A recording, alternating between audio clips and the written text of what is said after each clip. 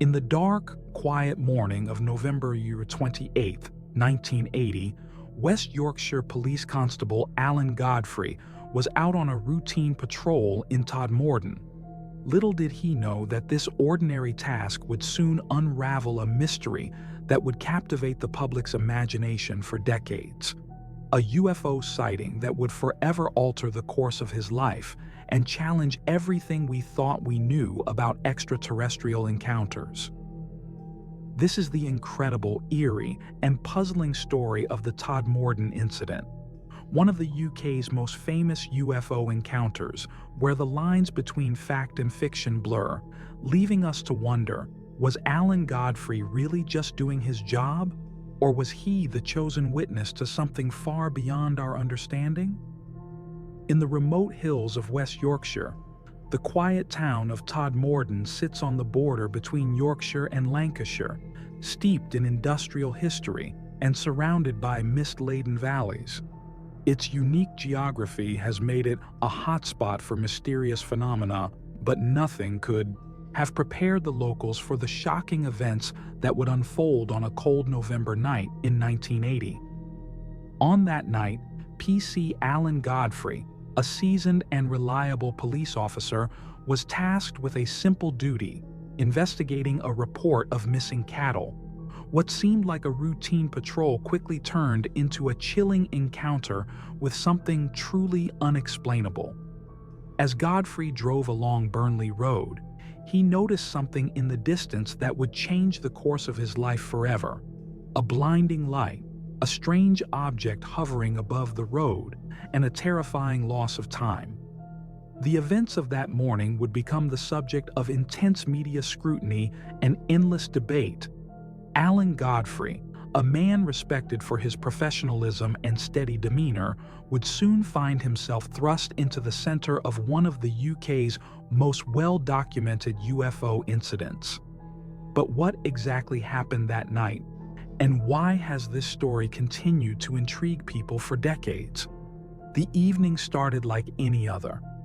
It was just after 5 a.m., and Alan Godfrey was patrolling the roads of Todmorden when he noticed something unusual.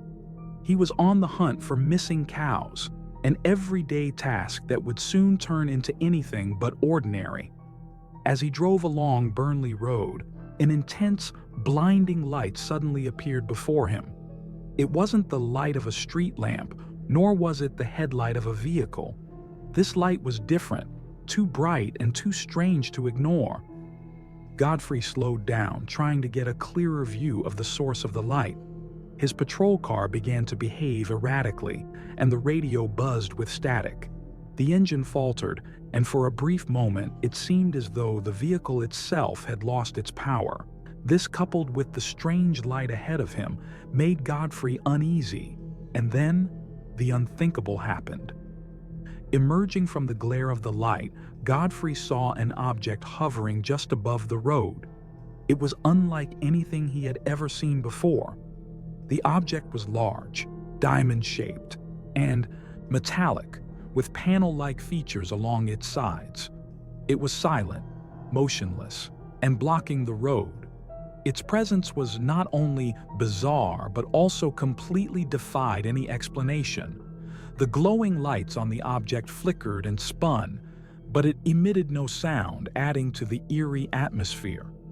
Godfrey, unsure of what he was seeing, attempted to contact the station, but his radio was still filled with nothing but static.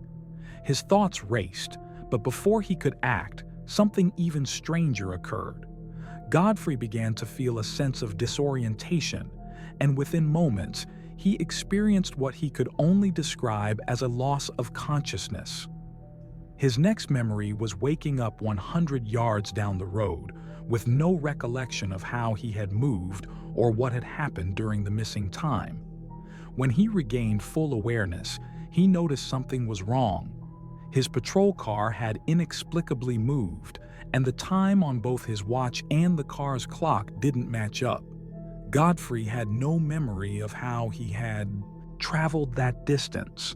His boots were scuffed, and his uniform damp, as if he had been walking for some time, but he didn't recall leaving his car. His police notebook, which he had been using to sketch the object, was now on the passenger seat. It had strange drawings of the UFO, but Godfrey had no recollection of making them. As if the missing time and the strange displacement weren't unsettling enough, Godfrey noticed something even more troubling. His body had strange burns on it, and there was an unidentified ointment on his skin. He didn't remember how these injuries had occurred. Was it some sort of physical reaction to the UFO encounter, or something else entirely? This only deepened the mystery surrounding the incident. In the days that followed, Godfrey's confusion grew. He was plagued by the thought of what might have happened during the period of missing time. To make sense of the experience, he sought the help of professionals. This led him to undergo a hypnotic regression, which would eventually bring more disturbing details to light. Under the guidance of a psychiatrist in Manchester, Godfrey underwent hypnotic regression in an attempt to recover the lost memories of that strange encounter. As he was guided through the sessions, Godfrey began to recall more vivid details of what had transpired. During his trance, he described being inside a bizarre geometric room, far from the familiar surroundings of Todmorden. What happened next was nothing short of extraordinary. Godfrey began to describe encounters with beings that were unlike anything he had ever imagined. These creatures were humanoid, but distinctly robotic in their movements and appearance. They had mechanical precision and lacked any emotional expression. They were not the typical gray aliens many UFO witnesses report seeing. Instead, they were bearded and smaller in stature, with robotic features that made them seem more like machines than living beings. One particular figure stood out in Godfrey's memories. He referred to this being as the operator. It was humanoid but clearly not human, with artificial features and a presence that was both unsettling and commanding. The operator seemed to be in charge, overseeing the procedure and directing the other beings. Godfrey even described telepathic communication with the beings, something that is common in many abduction stories but was highly unusual for him. The regression sessions revealed that Godfrey had undergone some sort of medical examination aboard the craft. He remembered strange technological instruments being used on him, although he was unable to describe them fully. It seemed as if the beings were conducting tests or experiments, although the exact nature of these was never fully clear.